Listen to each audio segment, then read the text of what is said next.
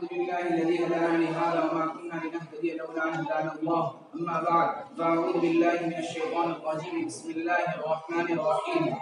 ان اكرمكم عند الله اتقاكم ان الله عليم خبير. صدق الله العظيم. معزز السامعین کرام، قرآن کریم میں اللہ تبارک و تعالیٰ نے گزشتہ امتوں کی بدعقیدگی کو کئی جگہ ظاہر کیا ہے کہ انہوں نے اپنے بزرگوں اور اپنے علماء اور اپنے راہبوں کو خدا کا مقام دے دیا اور انہوں نے ان کی کرامات کو معصوم الفطرت سمجھ کر انہیں الوہیت کا مقام دے دیا۔ سورہ توبہ میں قرآن کریم میں ان کی گمراہی کو بیان کیا گیا ہے۔ اس آیت کا ترجمہ یہ ہے کہ انہوں نے اپنے بزرگوں، اپنے علماء اور اپنے درویشیوں کو خدا تعالیٰ اللہ تبارک و تعالیٰ کے علاوہ اپنا خدا مان لیا تھا۔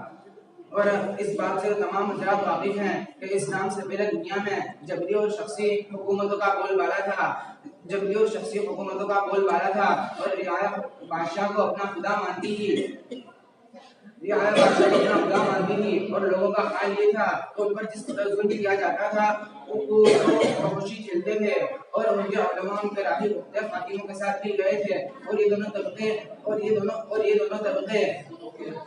عوام کی بدرسی سے استحصال کر رہے تھے۔ اسی درمیان مکہ کی سرزمین سے ایک اجنبی اور غیر مانوس آواز اٹھتی ہے جو شرف انسانیت، اخوت و محبت اور تمام انسان کی برابری کے تعلیم پر مشتمل ہے۔ اس آواز نے عرب کے اندر ہلچل مچا دی۔ وہاں لوگوں کو اپنے آقا اور اپنے بادشاہ کے سامنے کھڑے ہونے کی جرأت بھی نہ تھی اور کہاں آپ صلی اللہ علیہ وسلم نے تمام انسان کی برابری کا اعلان کر دیا۔ اس آواز پر استحصال شدہ عوام دوڑ پڑی اور انہوں نے اللہ تبارک و تعالیٰ کو تسلیم کرتے ہوئے رسول اکرم صلی اللہ علیہ وسلم کی نبوت کا اقرار کر لیا اور اس کے ساتھ ساتھ دوسری بہت سی آوازیں بلند ہوتی چلی گئی۔ بڑے بڑے قریش اور شریف نسب کے پہلو میں رہنے والے، اسلام سے پہلے مکہ معظمہ میں غلامی کی زندگی گزارنے والے حضرت بلال رضی اللہ تعالیٰ عنہ بلا تکلف گھٹنے سے گھٹنا ملا کر بیٹھتے۔ آپ صلی اللہ علیہ وسلم نے غلام باندیوں اور غلاموں کے وہ حقوق متعین فرما دی ہے کہ آج موجودہ دور میں بھی کوئی گھریلو نوکر سے وہ حقوق حاصل نہیں ہوئے۔ غور کرنے کا مقام ہے خود رسول اکرم صلی اللہ علیہ وسلم نے اپنے وصال سے پہلے ایک لشکر ترتیب کیا جس کا امیر اپنے آزاد کردہ غلام حضرت زید بن حارث کے صحابزادہ حضرت اسامہ رضی اللہ تعالیٰ عنہ کو بنایا تھا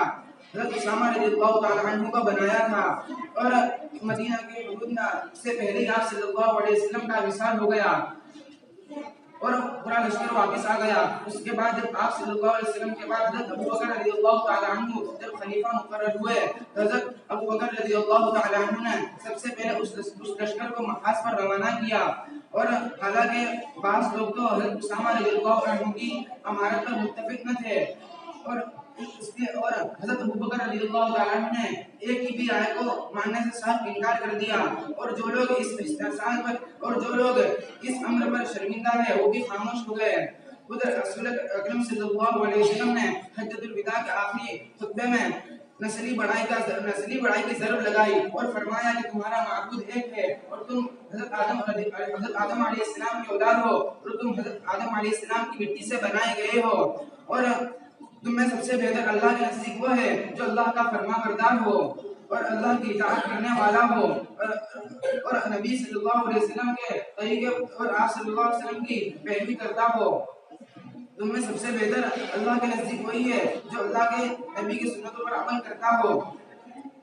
کسی عالم کو کسی اہمیت پر فوقیت حاصل نہیں ہے سوائے تقوی اور پرہیزگار کے۔ آخر میں دعا ہے کہ اللہ تبارک و تعالی ہم سب کو سنتوں پر چلنے کی توفیق نصیب فرمائے۔ آمین۔